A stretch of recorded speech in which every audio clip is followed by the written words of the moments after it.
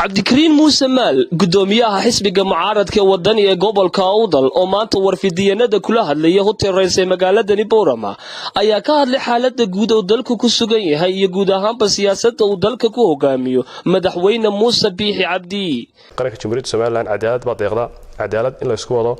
qurux yeelan maayo qaran qoys qurahaati aw moogtahay horboodayo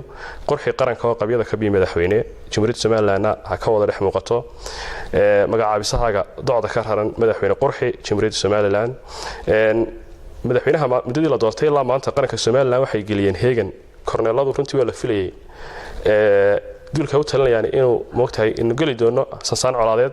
habeen walba madaxweynuhu cunfi iyo colaad ayuu moogtahay media mariyaa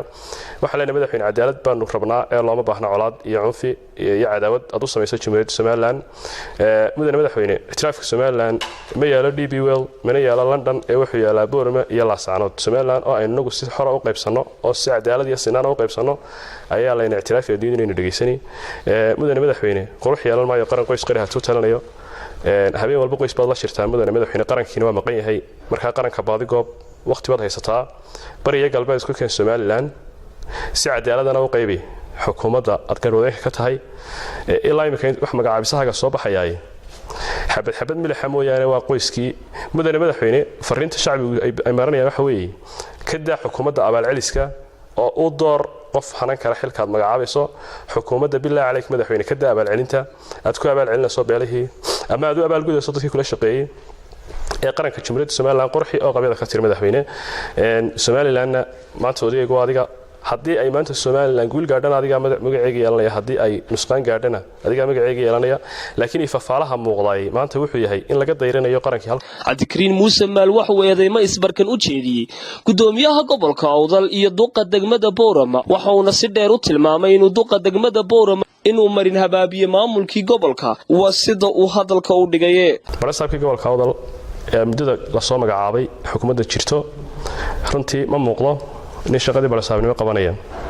barasaabka gobolka Awdal wuxuu noqday boorso jeebada ugu jirta Maayer Maxamed Xuseen Meedhane oo uu daniisa ku fishato kursigana ku ilaashado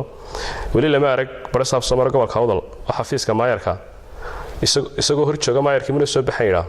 barasaabadu awood bi lahayn jireen ay Maayerada day wax uga baahayeen ugu yeedhaan wada shaqeynay lahaayeen barasaab Maayer raadinaya kan hortii lama arag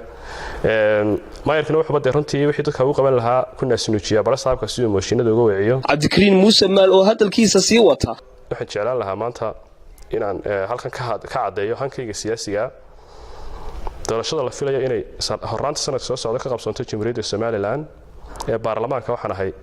musharax xildhibaan waxa soo dhan markaan arkay isbiirsaday waxaan leeyahay waxa la soo gaaray xilliga aynu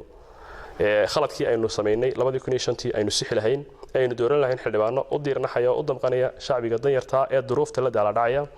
waxaan ka codsanayaa saaxiibada aan ku leeyahay Soomaaliland